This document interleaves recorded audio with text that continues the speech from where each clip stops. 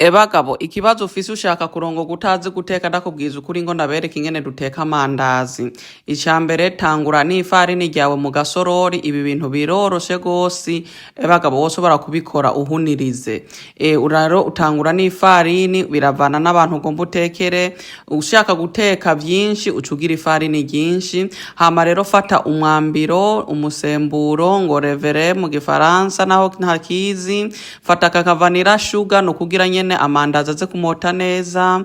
Bagabo nuko nyene ubuyiko bubiri burahagize, usiremo ya revere yifu nayo yo kuvyimvya akayiko kamwe n'igice, ucufata rero urunduriremo isukari. Amandazi arasosa igihe udafise isukari ntuteka amandazi, ntiwipfuze nka Donald Trump ndakubwiza ukuri, fata ugire ibikoroheye. Uno munsi ntitwasizemo ka karungo ka kademone, ntabwo twari tugafise mugabo turabandanya nta kibazo. Hama rero uce ubivanga neza bivangane, hama rero muri aho hagati niho tugomba tumenere amagi.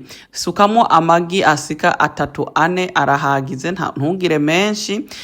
Nuko hama rero tugira twebwe twagize nyamba 3 nyamba 4, nuko ucufata usiremwo amata asushe y'akazuyazi atatece gose, akazuyazi ucusukamwo amavuta. Ushaka wokorese na ya mavuta y'inka nta kibazo, jewe ndakoreseze yose, ndasizemwo amavuta asanzwe sansukamwo na margarine uko murabona.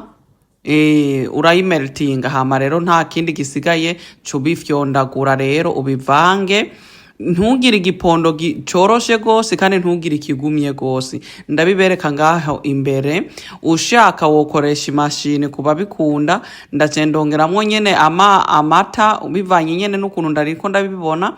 Jewe rero ndacandagikira nkagifyonda. Ibi bintu birarusha igihe utafise inguvu ucugiha umugabo wawe agifyondagure, mugabo twebwe twaciye dufukama hasi turafyonda ndakubwiza ukuri.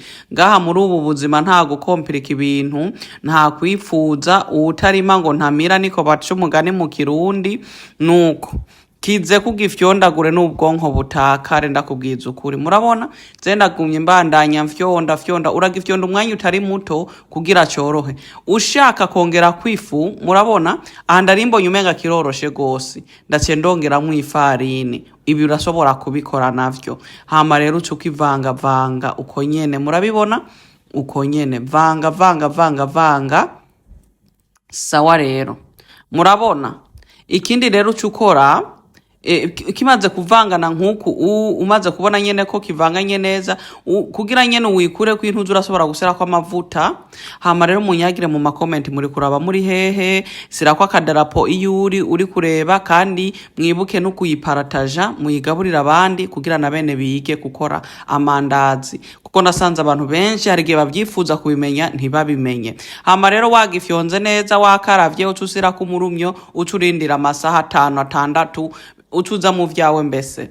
Aha rero ku mugoroba ndarimvuza ati reka murabona ko cavyimvye, ndaza ndavanga sometimes mugabo cavyimvye neza. Fata rero ifarini rikeyi ugifyature, ngoma ndabereke ukuntu tukifyaturira hasi ukagitegura neza. Hama rero kugira ucukaranga. Aha muko ndagifyatura ndamanze gusira kwa amavuta kuri rya safuriya, murabona ko hari ku isafuriya hajya kuziko, ndaciye mfata nsira kwa amavuta ndasusha mu gihe ndi kuyakata ndayaringaniza. Kandi wowe ufise izindi shape ushaka gukora nta kibazo, iki gipondo wogikoreza n'iyindi shape. Rero manzo ukifyondere hasi nkuko mubona ndiko ndakigira, ucoroshe ugifyonde kugira vyorohe gukora. Murabibona ibi bintu biroroshe. Mbese ibintu bigoye nivyo vyo kurindira amasaha, mugabo n'ahandi wagifyatuye wakigize n'ukuri ibi bintu biranyaruka.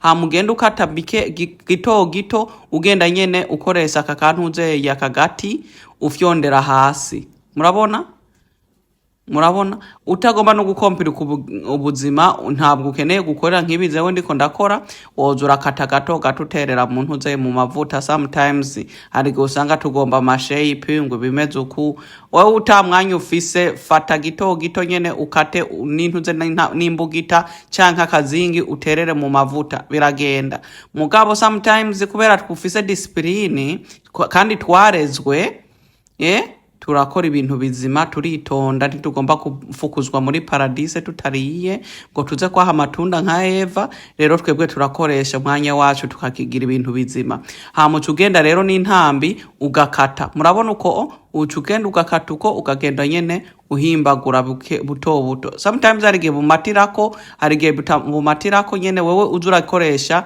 mbese umwanya wawe ufise igihe rero ukiba cyamase ucugenda nyene uharura n'intambi canka akayiko nta kibazo kuko igihe kaba karindiriye n'ibindi uri gukora biba biri kuvyimba navyo ego excuse iyo ntuzeye iryo tara riri kupipuko mugabo mwihangane nta kibazo murabona uzura dukatuko usira hajya zewe rero ndakase ibi byose sindagomye ngo ndabereke ndabarambire kuri video ngomba kubanyarukiriza aha rero ze ndabigize uko aho haba hasigaye kubikaranga fata rero bike bimaze kuvyimba ugenda usiramwo murabona kandi wewe ufise ugomba kugira manini canke mato kuraya nta kibazo navyo biragenda wewe gusupfa wawe upfa kubikata ukubishace nkuko ndababwiye igihe udafise umwanya wo kubigira nka kujya zenda bigize wewe ucugenda ukata duto tuterera mu mavuta ego sawa rero hama rero ibi bintu mubona bitoroshe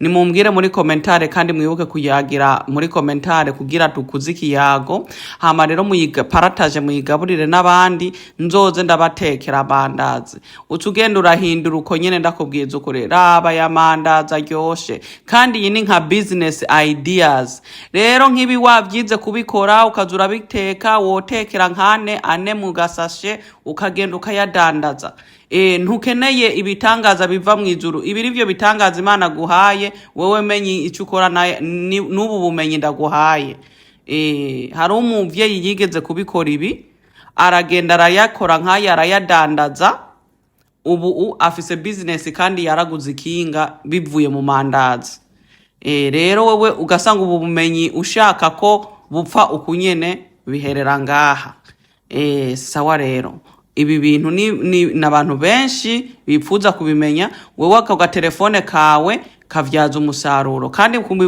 kubipfuza kugira ama business online munyandikire inbox mumbwire ko mushaka ko ndabigiza business ndafise group ndi kwigisha ubu namwe murashobora kujoininga sawa mugire ibihe vyiza hama rero munyandikiye mwibuke gusiramwo information iyo muri niyo mwitwa n'igihugu murimwo sawa bye